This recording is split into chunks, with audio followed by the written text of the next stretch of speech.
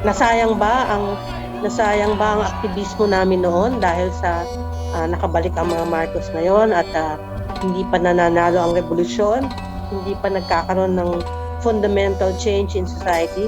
Kasi hindi naman nagbago yung kalagayan ng Pilipinas. Actually, lumala pa nga eh.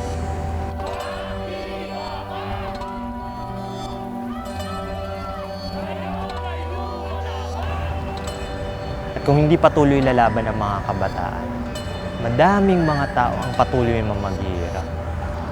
Kung kaya ng mga aktivista nung panahon ng martial law na makapagkilos sa sektor ng mga maralita, kayang-kaya natin. At malaki ang maambag natin mga kabataan.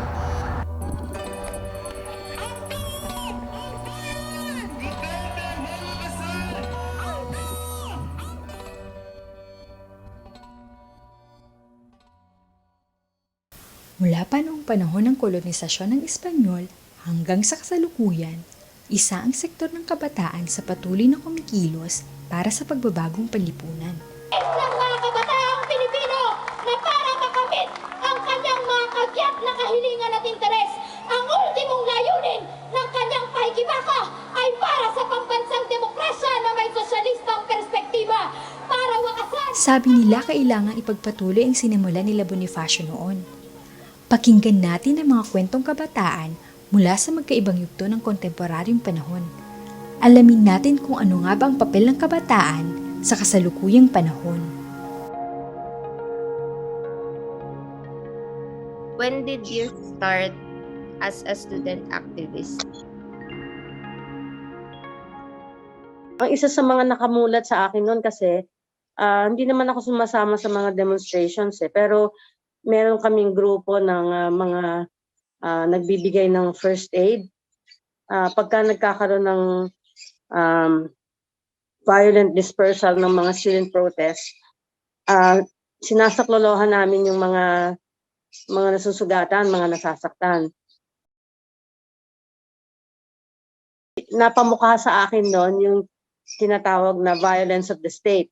And that helped me understand the difference between the defensive violence of demonstrators, yung nambabato ng mga kapirasong kahoy galing sa mga placards, mga bato sa mga pulis, ay reaction lamang doon sa much more intense and much more systematic violence that the state was capable of inflicting and in fact was using against peaceful demonstrators.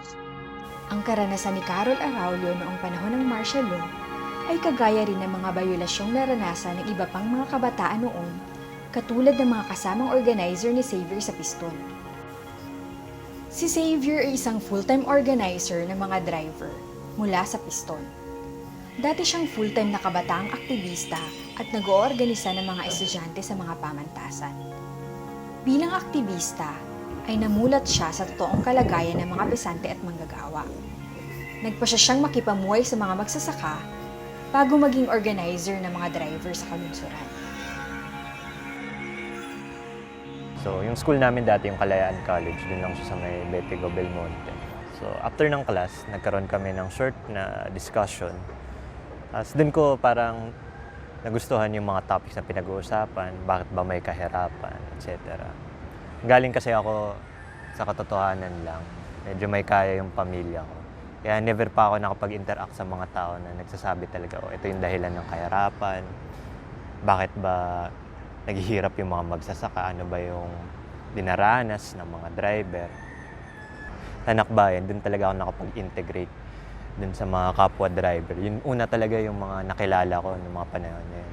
Sa panahon ng lakbayan, mga driver, magsasaka, sa mga gagawa. Inspire ako sa mga kwento nila kung paano nila naibsan yung gutom nila. Tapos lumalaban pa rin kahit mahirap yung mga kalagayan nila. Kahit walang-wala na sila, pinipilit pa rin nila araw-araw na nasa kalsada. Kaya yung mga panahon na yan, doon talaga ako namulat na maging aktivista talaga. At doon din ako na-inspire talaga, kung totoo siya. Na mag full-time bilang aktivista dahil nakita ko na kaya nung mga maralita, mga kasamahan natin na gawin yun. Bakit hindi ko rin kaya bilang isang estudyante? Kumbaga, lagi kong iniisip sa buhay, gawin mo kung ano yung nagpapasaya sa'yo. Nagpapasaya sa akin pag nakakatulong ako sa kapwa kong tao. Yung pagpasok ko sa sektor ng transportasyon, dati talaga hindi ko alam kung paano makarelate dun sa mga driver pag nagtuturo ako. Kasi sa driver kasi iba eh. Mas ang usapin talaga niya yung sa pang-araw-araw. Kasi sa pang-araw-araw siya nakikipagsapalaran sa kalsada.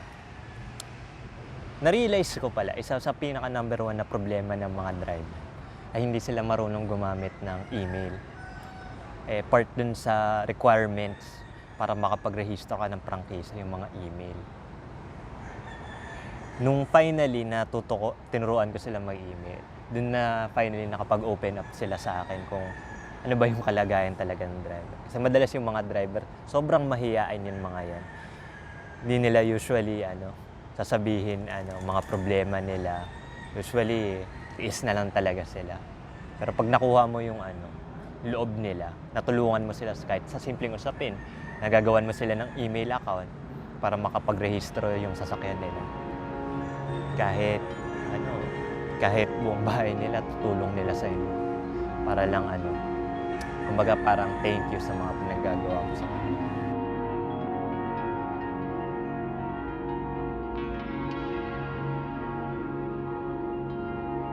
Pinakaunang ED ko sa transport, doon ginawa sa Project 639. Ngayon, sa kasamang palad, meron isang driver doon. Hindi siya makapagbigay ng panahon para makapag-aral. Kaya sinabi ko, habang nasa biyahe, magpapahinante muna ako. So never pa ako nakapag-try mag-ED habang bumabiyahe ang isang tao.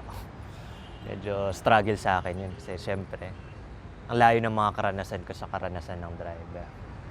Pero dun sa araw na yun, nung nakapag-ED kami sa isang biyahe, nagulat din ako na pagkatapos ng ED na yun, alala pa rin niya lahat ng mga diniscuss namin. Nung nag-ED kami, madalas ay dumadaan kasi sila dito sa ruta ng Quezon Avenue. Kaya pag nakikita nila yung Plaza Miranda, pupunta sila sa may Liwasan Bonifacio, tinuturo ko sa kanila. Yan, makasaysayan yan. Nagagamit ko silang halimbawa dun sa pagturo dun sa mga driver. Ipintuhan daw ang kanyang mga programa. Hamon at hamon ng sektor ng transportasyon na dapat kagyat na harapin ng dating administrasyon na i-repeal. Mga 50,000, 60,000. Lalo na yung mga mayor, no? Mayor na yung first quarter storm, no? Pero hindi lang estudyante yan. May mga kasamang mga manggagawa, may ilang mga komunidad ng mga magsasaka na malapit sa Maynila, na urban poor, umaapaw ang tao niyan. Hanggang dun sa hanggang sa kalsada, oo. At saka 60 ang mga tao niyan. Walang social distancing noon. ang description nga diyan, dikitan. Kaya maraming nagkakaroon ng mga boyfriend, girlfriend diyan eh. As of the 21st of this month, I signed Proclamation number 1081, placing the entire Philippines under martial law. Pero nung dineclare ang martial law, nasa bahay ako, and then umalis na ako sa bahay kasi alam namin na magkakaroon ng crackdown. Meron akong ilang mga malapit na kasamahan na nahuli siya. Nahuli siya sa bahay niya kasi hindi siya umalis. Bali, nag-underground na ako. May takot din eh. Kaya lang yung determinasyon mo na lumaban sa kabila ng panghihigpit ng martial law, as you go along, pag narinig mo na yung mga nahuhuli, tino-torture, pinapatay, doon mapapaalalahanan ka na life or death yung ang sitwasyon nyo, no? kinailangan namin mag-devise ng paraan para ma-warningan ang mga nakatira doon, ang mga pumupunta doon na na-raid na yung lugar, no? Usually, nagde-devise ng iba't ibang maglalagay ng sign sa bintana, maglalagay ng kapirasong tela na damit na makulay. Kung nandun yun, huwag ka nang pumasok.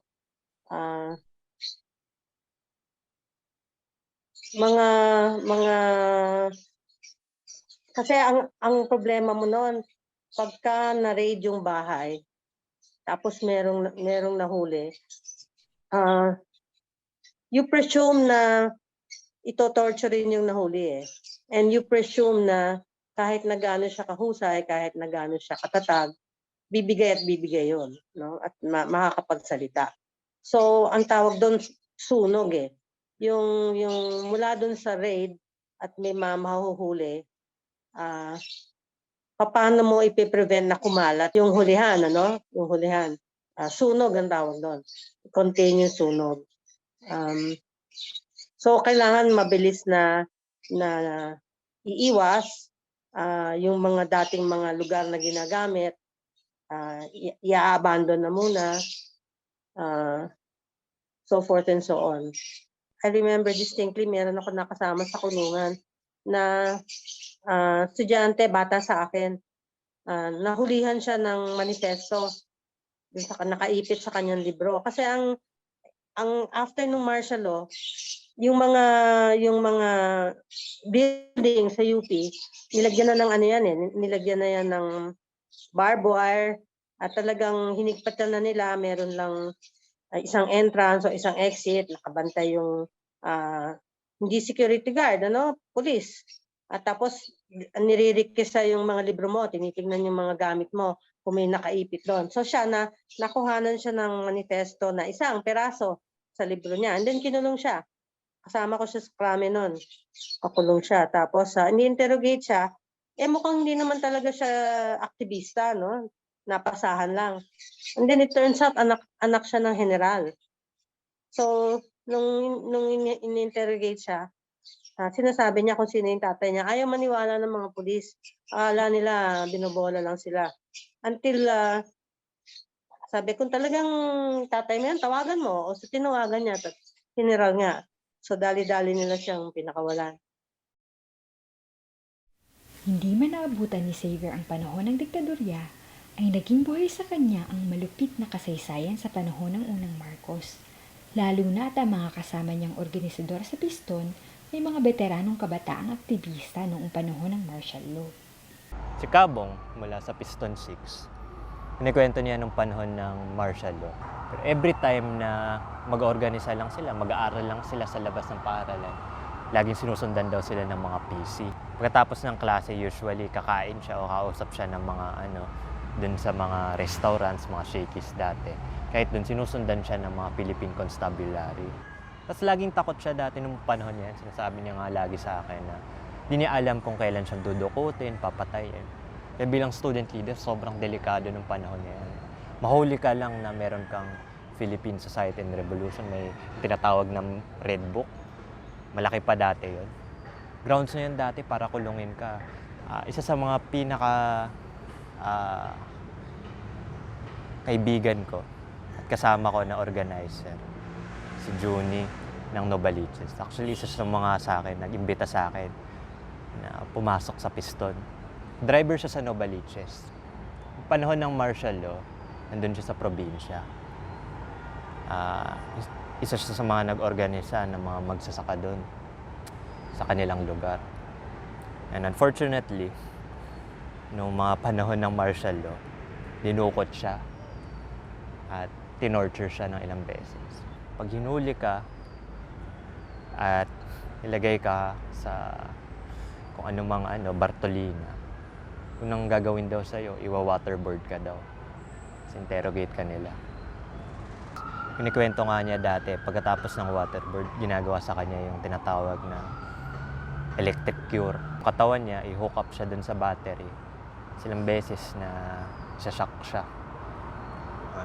Nung nag-martial law, umalis ako sa bahay. Of course, umalis ako sa bahay, hindi alam ng magulang ko yan. I left in the middle of the night.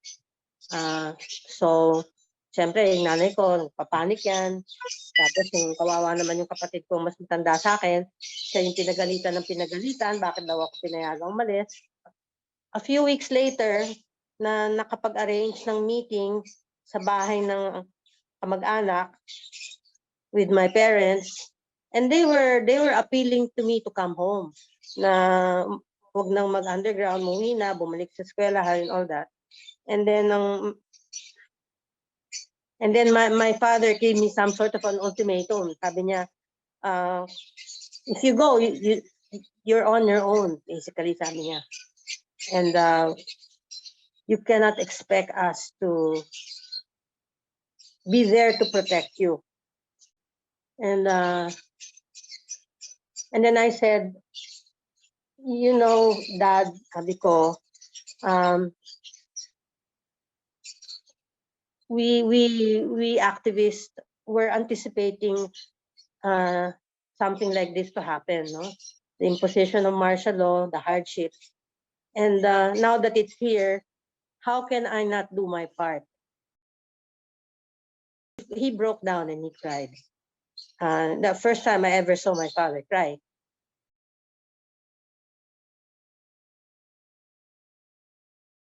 Bakit ka nakapag-desisyon na mag full time na? Kumbaga, may chance ka na mag-aral, magkaroon ng magandang career, maalwan na po.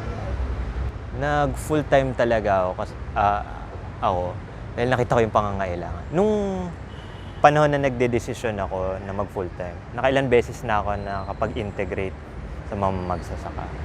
Pero kung sagutin nga yung tanong kung ano yung nag-inspire sa akin, siguro yung BMI ko dati sa Hacienda Luisita. Yung panahon na yun, parang lumalakas yung issue nga ng mga lupa sa mga magsasaka. Doon unang tinayo yung programa ng bungkalan. Kaya kinailangan ng mga kabataan na pumunta sa Hacienda Luisita para makatulong doon sa pag-organisa sa mga magsasaka doon.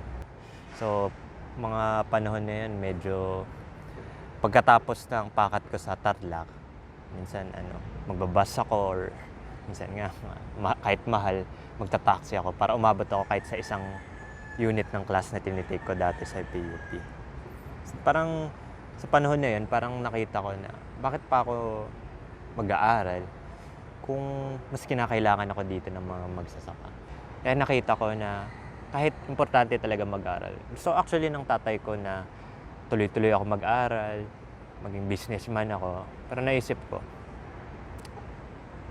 paano ko masisikmura na umunlad ako nang hindi umuunlad yung kapwa kong tao, yung mga magsasaka na nagpapakain sa akin araw-araw. This rut that we find ourselves in, yung mga kabataan will be faced with with the question, ano ang gagawin nila sa kanilang kinabukasan. Nandyan syempre yung isang path, which is to try to improve one's own situation and succeed given the many obstacles and restrictions. Meron pa naman ganyan puwang, lalo na dun sa mga may kaya, may pinag-aralan, madudunong, marunong gumawa ng paraan. But in the final analysis, the kind of future they will inherit and the future they will pass on to their children will be determined of what they will do now as young people. Sabi ko nga lagi sa tatay ko, tinatanong niya ako bakit mo pinipili yung mahirap na buhay na ito kung saan syempre araw-araw wala kang pahinga, 10 hours ka, nasa terminal ka lagi, pagkatapos ay nagsusulat ka ng mga sulat para sa mga samahan. Kasi kung tutusin ko, hindi ko gagawin to. Ang kapalit nito, yung kita at buhay ng mga kapwa natin driver. Kung sasama tayo sa laban ng mga driver, sa laban ng mga manggagawa, sa laban ng mga maralita, tayo rin yung makikinabang eh.